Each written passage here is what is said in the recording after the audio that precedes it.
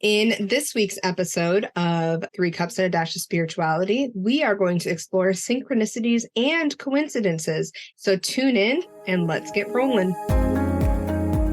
Hello, everybody, and welcome to our something episode of Three Cups and a Dash of Spirituality. Stacy here, joined with Carissa and Michelle. I'm pretty sure Michelle knows which episode this is, so I'm going to throw the spirit at her immediately. Well, thank you for that, but I think I don't know what episode it is. And I think that's a sign of we're getting really used to podcasting because we're not keeping track anymore. Well, I'm glad you're here with me. Hi, Carissa. Hello. And today we are going to chat about synchronicities and coincidences. I was thinking all morning about how to say that word in plural.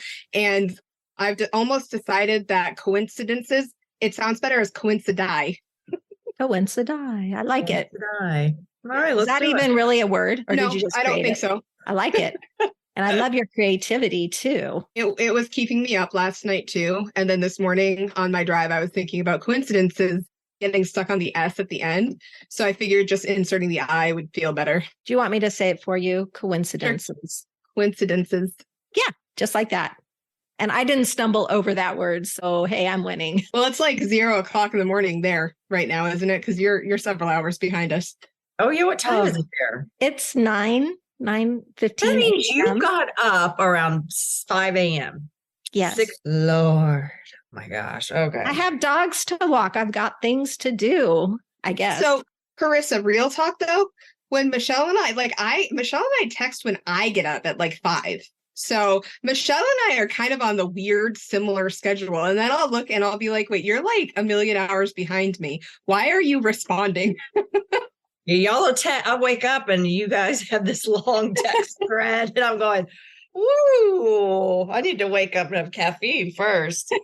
Like, good morning, Carissa. We're all here. Man. Well, before we start this episode on coincidences and synchronicities, we did get a listener's question, which I am so super excited about because we've been waiting and finally we got one in. So if you bear with me, I'm going to pull it up on my phone and I'll read it. I'm going to continue to say coincidi, but we're waiting. Okay, coincidi. Well, that's fine. Okay, here we go. And it's a lovely written question too. I had a question regarding intuition I was hoping could be addressed on a future podcast. At the beginning of the podcast, yes, everyone is intuitive. Stacy mentioned when someone walks into a room and you get a gut feeling about them, don't ignore it. Listen to it, especially as a woman. There have been so many times you get that unsafe feeling that we are trained to listen to. So I totally get listening to your intuition in that way. However, I also was thinking about our built-in prejudices and biases and how we can judge others based on how they talk, dress, hygiene, gender, sexuality, etc. How do we make sure it's our genuine intuition versus our built-in biases or prejudices? I could see how people trying to weaponize spirituality in that way to be racist, bigoted, etc. And how do we combat that? Okay, so that's the question. Lovingly Anonymous. Well, because it's based off of something that I said in my big mouth, I'll dive in initially and just throw a few thoughts that I've had out there. So interestingly, in this semester of my school, focusing on qualitative data research. And one of the first things that we had to do is explore our philosophical world beliefs. That kind of determines is your natural prejudice, your belief systems, and your cultural viewpoints of the world. Because in order to perform research or do any form of research, you have to understand what your belief system holds, because you have to be able to release those, even understand those prejudices that you may take that may take over. So my initial response is shadow work is necessary whenever you're really leaning into those fields, because we are naturally hesitant when we see somebody on the street and we're alone, particularly as females.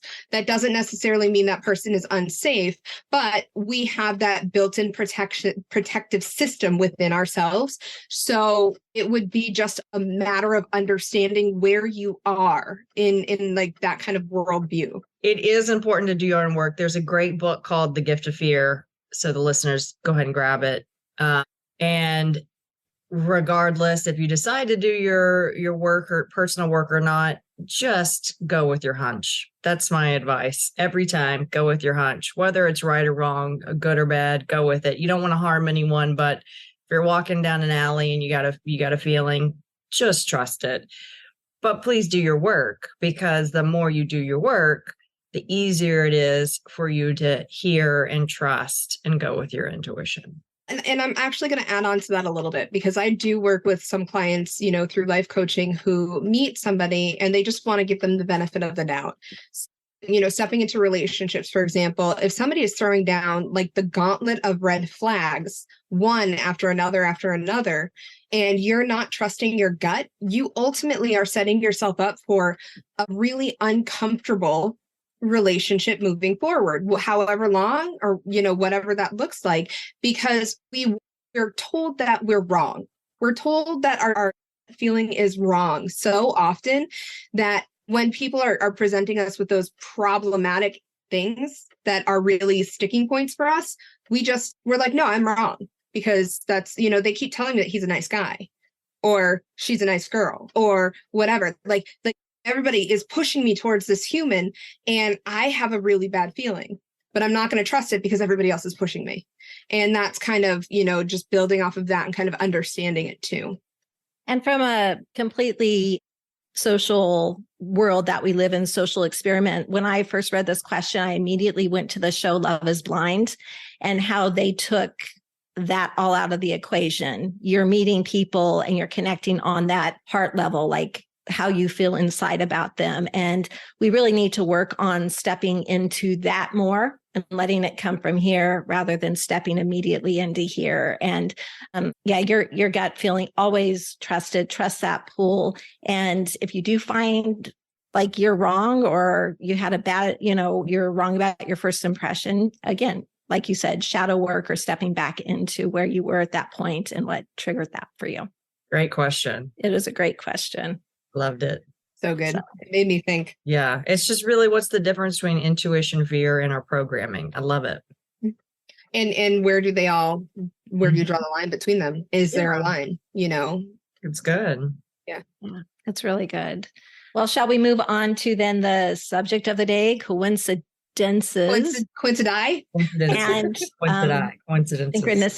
Synchronicities. Do you believe there are coincidences in this world? Oh, without a doubt. Yeah. And how would you differentiate like coincidences and synchronicities? That's a great question. Coincidences tend to not have a connection or a link. The synchronicities it's like sometimes one after the other, where I can't deny that this is all connected, or spirit guides are trying to get my attention. And I think too, just to add a little bit more confusion to that definition, a coincidence can also be a synchronicity. It definitely can. When you're thinking about somebody. Let's don't confuse the listeners. Well, I did do my homework and I wrote down the actual definitions of a coincidence and of a synchronicity. So, Carissa, you're pretty spot on what you said, but if it's okay, I'll share it here because I have my notebook. Okay, so I found this at the New Oxford American Dictionary, and it says a coincidence is a remarkable co-occurrence of events or circumstances without apparent causal connection. Ooh. Synchronicity, it says, is the simultaneous occurrence of events which appear significant, related, but have no discernible causal connection. So they do really cross over. They do cross over a lot. They do. Because my immediate thought was, when I'm thinking about somebody and they call, that's a beautiful synchronicity, but it's also a coincidence because my thought was meandering to that person. But it doesn't necessarily have any sort of deep-rooted meaning other than, hey, timing was beautiful. Yeah, timing is everything, and timing is the universe. And so I tend to lean into the word synchronicity more than coincidence, just as a preference, because I do think there can be coincidences, but when they start compounding, that's when they become a synchronicity. Or again, like what we talked about with the listener question, when you feel it, like a synchronicity comes with almost a feeling or a knowing that it's something different. Well, let me throw a question at you guys. Do you think synchronicities always have to mean something? To me, they typically do. If I can't find a meaning, I'm not going to sit and rack my head around it. Also, you can't go around. Well, this is my opinion. It would be best to not go around trying to find synchronicities in everything, because you probably might go a little, what's the word? What's a Overboard? nuts? Okay. I was going to try to find a PC word. I see overboard for me, but yeah, you can go extreme and then you're seeing them everywhere all the time. And it just can make you a little cuckoo. So for me, I save myself from cuckoo-ness, if that's a word. I'll do, it's just a coincidence. But if I do feel like there is a connection, I love that word, the compounded events that connect, then I'll say, okay, I need to sit back and listen. But sometimes I get a meaning, sometimes I don't. What about you, Michelle? And sometimes we're not supposed to know the meaning. And I'll give you an example. Today, I was driving somewhere to pick up my husband, and on the road in front of me, big truck backing, huge boat I couldn't get around it. It was backing into this location and it had all lanes blocked. And I could have immediately stepped into the frustration of that moment. But instead, I chose to step into, well, there's a meaning or reason that I am being delayed by this vehicle, and stepped into gratitude for, I may never know what that reason is, but for some reason, this was on my path. Yes, it's a coincidence, maybe just a coincidence. But when I step into gratitude about it rather than frustration, I feel I'm winning. And so I can put a positive spin on a coincidence that way. You know what I like to do? And it's not an excuse for being late, but it's so I don't get rushed and anxious if I am late, because I like being on time. I just take a deep breath and I say everything in divine timing. Take a deep breath. And no, I don't go to the person and say, I know I'm late, but everything in divine timing. But I do. I say that to myself. So I do something similar. Oh, do you do? Yeah. Recently, in the past few weeks, I've been stuck behind on a really regular basis behind people that are doing at least 10 under the speed limit. And I don't tailgate. And so I give them their space, but I find that it drives me up a wall. So I started going, thank you for allowing me to take the time and space to enjoy this ride today. And it allows me to just kind of calm down a little bit, because immediately I'm like, what? Just move. That's the immediate gut reaction to step into frustration, or like, you're inconveniencing me. But if you just throw it out and say, well, there's a reason this happened, and go with it, it feels a lot better. What I'll throw out there too is, while I find synchronicities to feel so good, I don't always necessarily find super deep meaning in them. I love angel numbers. I love them because I find angel numbers pop up a lot. And it's not that I'm looking for them, but they tend to pop up. And instead of immediately looking up what they mean, or immediately feeling like there's a strong message that needs to come through, I simply say thank you and let it go. Because to me, whenever I step into that feel-good synchronicity along those lines, it's more of a nod. Like, hey, we're here. Hey, you're on path. Hey, just keep moving forward. And so it doesn't have to be really, really, really deep. Now, if I'm seeing 4s literally everywhere I go, I might take the time to look that up. What's the symbolism behind this? What does it feel like? Is there something going on in my life that needs this attention? But it's not as often as, whenever I'm thinking about something and then Michelle texts me and asks me a question about it, or Carissa reaches out and she's like, hey, I was thinking about elephants, and I literally had just gotten, some sort of thing, because simple as an example as that is, there is a connection when those things happen. I do the same thing with the numbers. I used to always look them up. And then now if I get a bunch, it's like, okay, I'm on my path. But the same thing, if I get the same kind of numbers over, I'm like, oh, okay, well, let me kind of step back and see what else. Let me tap in. What about you, Michelle? I was just going to say, I agree with what Stacy was saying. If there is a number that means something to you, like for me, the number 32, or seeing the number 632 or 232, those are always like a nod from the universe, just letting me know that I'm on path. And it, like Stacy said, I don't need to really look them up because I know that's what they mean. However, when I step into the angel numbers, I'm getting a lot of ones, I'm getting a lot of fives, I'm getting a lot of sevens over and over in a short amount of time. That's when I step into the synchronicity of it. And really, I do look it up sometimes because it doesn't have to be a single digit angel number. It can be something random like 753, or I mean, if I keep seeing that number, I know I need to look it up. And it feels different, doesn't it? It does feel different. You can almost feel like, okay, there's something attached to this that needs my attention. Yeah. And I know that this episode, or talking about synchronicities and coincidences, is kind of coming up at the perfect time, because as we step into, I mean, I'm not sure when it's going to air, as we step into fall and, you know, Halloween and, you know, this belief system around spiritual activity ramping up, which is very, very, very common this time of year, even in early September, we might start seeing things that we don't understand. And the question is it a synchronicity or is it just a coincidence? And what about the two really sticks out and do you need to be aware of? It's true. Love it. Very true. And synchronicities, they just feel so good when you do recognize that it's something coming through that's connected to something you've been feeling or something you've been experiencing. I will share a story if that's okay. Is it okay? No, absolutely not. I'm sorry. Take your story. I'll try not to go the long version. I'll try to condense it. But I was taking a walk the other day and I was listening to a podcast about a woman who, as she stepped into her mediumship, the process she went through, she was sharing that and she uses that as a teaching skill now. And so I was listening to what she had to say and all of a sudden I felt my grandpa with me and I'm like, oh, well, great. This is good timing. I'm going to practice what she's saying. And so when I'm walking with him, I'm just thanking him for being there. And then she says, you know, have a sign, talk to him about a sign that you can see. I'm like, okay, well, what feels right? And I saw a payphone, which immediately in my mind went to dimes because he would always check, you know, inside the change thing to see if there were dimes. And back when I was young, it was 20 cents. Anyhow, I knew it was dimes. And I spent the rest of my walk looking at the ground and didn't find a single dime. And I was so frustrated about it and kind of sad. But I'm like, well, when it's meant to be, it'll appear.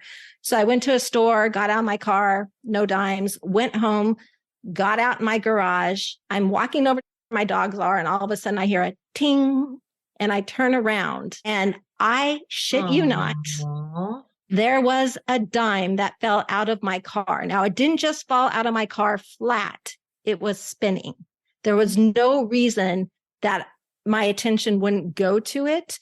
And I knew in that minute it was my grandpa, even though when the coin was spinning, I didn't know if it was a dime, a penny, a quarter, but when it stopped, it was a dime. And I was like, thank you. And I invite more of that into my life. And that's what you have to do when the synchronicities start coming through and you have that connection. Show gratitude for it. Say, thank you so much. And don't get mad. And don't get mad. Like, you know, Michelle just said, she got like frustrated. I was kicking the dirt because I'm like, where is that damn dime? Well, or you put your foot down and said, and told your grandpa, like, I need this validation. One time after my grandfather died, my mother texted me and said, I'm finding $5 bills everywhere. And I know it's from Dad, my grandpa. And I was on a walk in the neighborhood and I was thinking, you know, you keep leaving me pennies.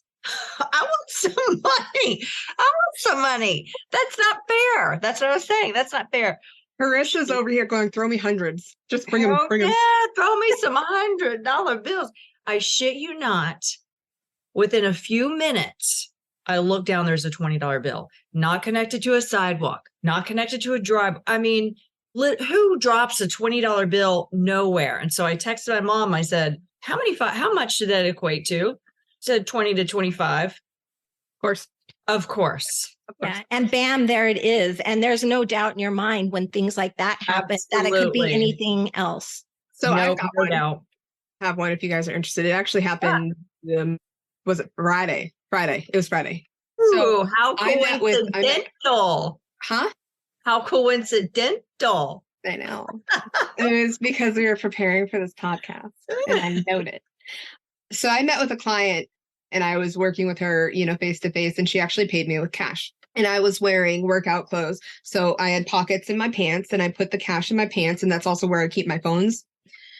And I went to the grocery store immediately after. And the grocery store, I was kind of rifling through my pants and I lost the payment, lost all of the money. And I was wearing a sweatshirt. And so when I got home and I was looking to put it in my wallet, because I don't typically carry that much with me, I went through all of the pockets of my sweatshirt, all of the pockets of my pants. I actually called the store and said, listen, I doubt anybody's going to turn in this money, but if they do, I was 99% sure that I dropped it there because I checked everything. So I was like, okay, this money is just gone.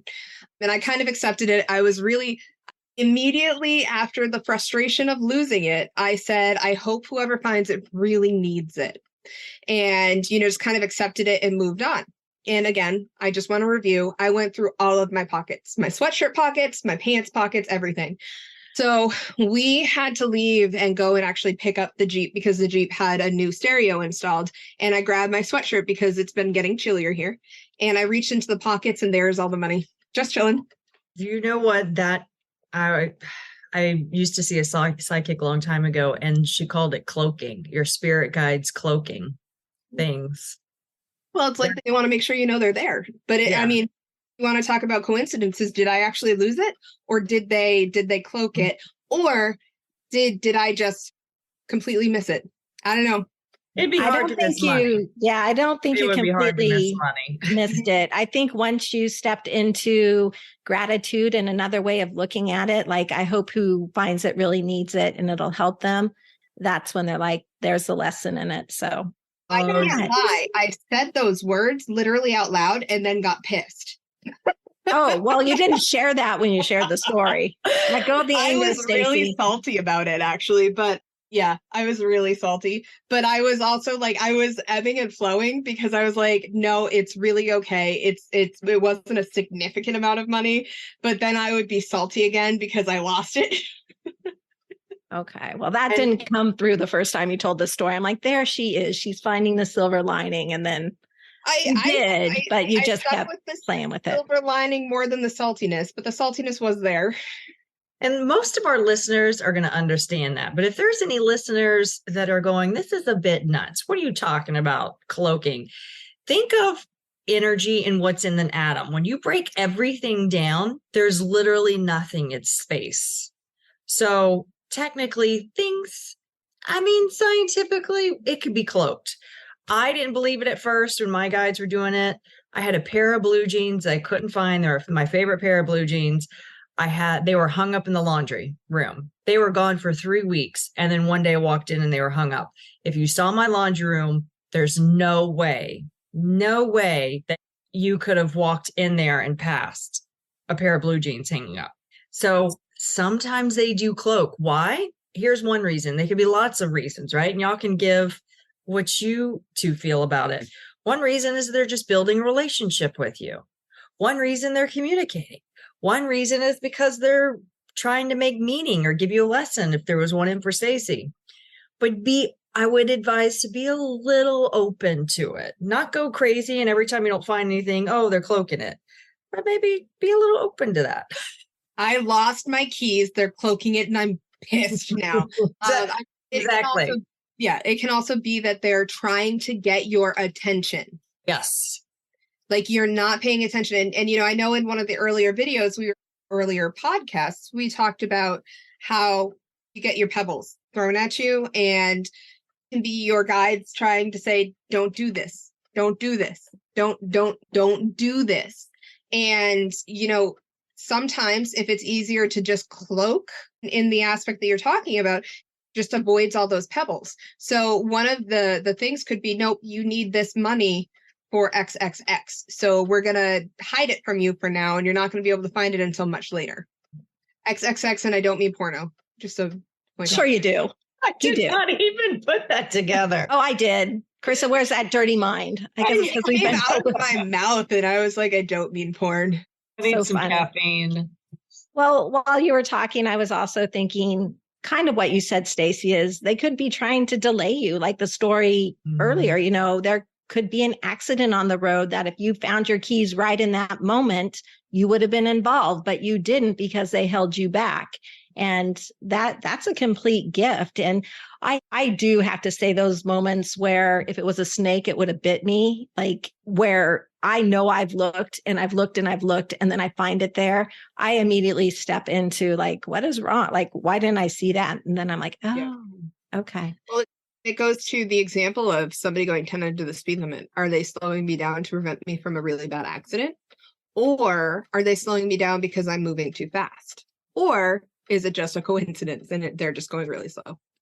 Yeah, all those are possible. Mm-hmm. What about those compounding synchronicities where Those you cannot deny? You cannot deny them. And they like yell at you. And those are like pebbles, like they're a little breadcrumb that you have to follow. And then when they start building up, and it's not a coincidence, because how many of these things, these pebbles, can I collect before I believe it?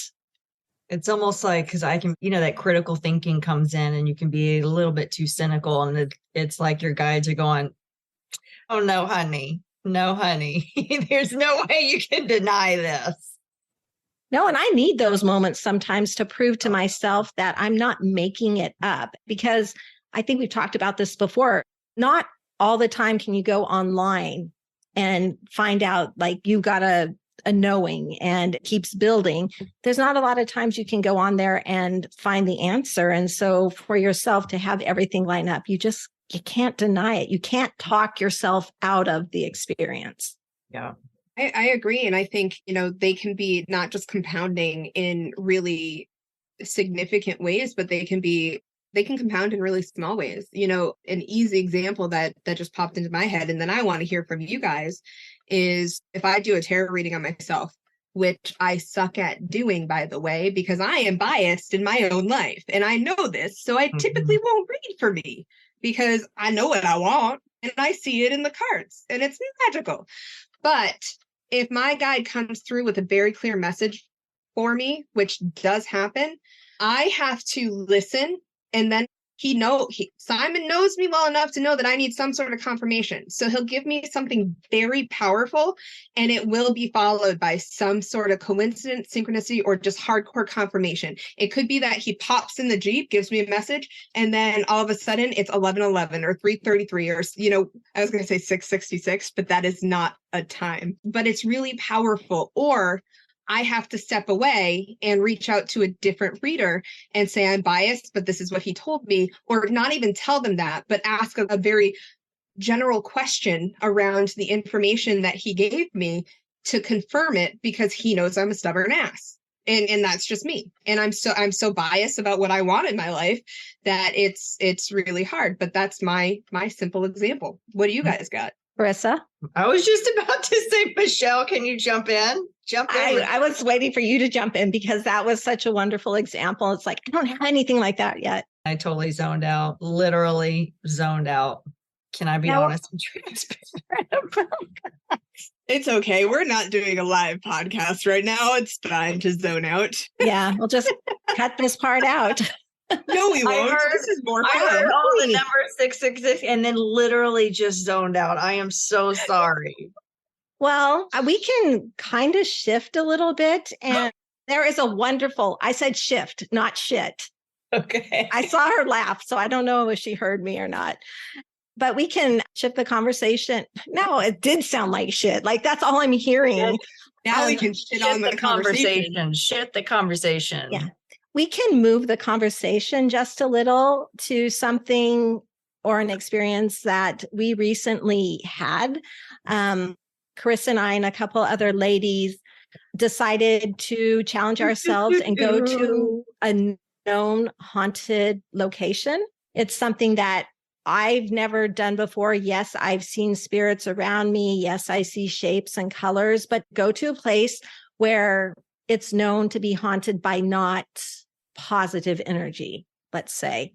And to open myself up to that, Chris up to that, we did have many experiences within that house that built on each other. And it was funny because before we left, again, there were 4 of us that went. our friend Bonnie, she suggested this location. I jumped on board because I started listening to it and something pulled me there. Then our friend Bo jumped on board, and Carissa was very reluctant, but finally did. And I will tell you, inside this house that we went to, Carissa said, I'm not sure why I'm here. And Bo also said, I'm just here for support. However, all four of us needed to be present in order for us to have the experience that we had. And this is going to be, because we're going to share it in the next couple episodes, we are going to share these compounding synchronicities that happened that led us to the conclusion that we had. And while our experiences are all a little different and what we focus on is a little different, the cumulative effect is just mind-blowing. That was beautifully put together. And I didn't trip over my words too much. I know, because I'm also here. There it was again. I trip over my words too. Writing I can do. Talking seems to sometimes not compute, but good job, Michelle. Especially like when you're in the zone, because spiritually, yes, I feel so much happens up here that getting it through here and out here is a struggle sometimes. And I hate that. It drives me absolutely insane. It's a pet peeve. I talk all the time anyways, so it's fine. Your translation goes smoothly then. I listen more, so I don't have that talk. But one day I'll be talking a lot more. And apparently with a higher pitched voice. Yeah, with a higher pitched voice. Not this deep voice. Not the deep Texas twang one. Hi. Hey. When my prince comes, my voice is going to change. Oh, a Disney princess. How lovely is that? And I'm not going to sing, so. We're waiting for you to sing, actually. Not going to happen. We wanted to talk a little bit today about coincidences and synchronicities, so we could step right into the location that we visited. And Carissa, would you share with the listeners where we went? We went to the Sally house. I've never heard of the house until I looked it up. So some listeners may know about it, some may not, like me, but it was the Sally house in Atchison, Kansas.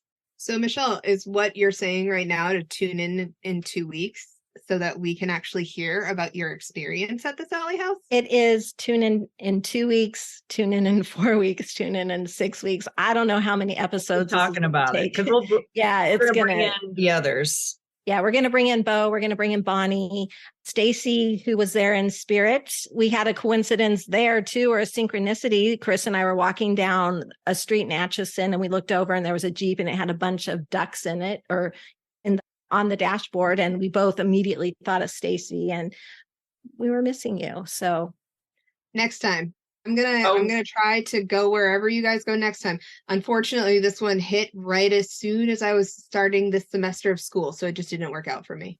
Well, I definitely want to go to the East Coast in the summertime because it's cooler anyway, and we can do some ghost detective haunting, shifting, lightening the energy, all that kind of stuff.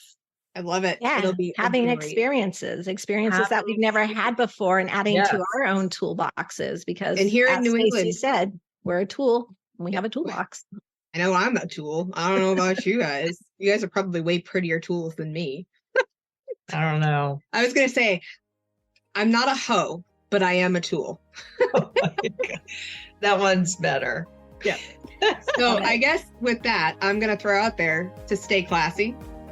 Stay sassy. Stay badassy. Until next time. Cheers. Bye.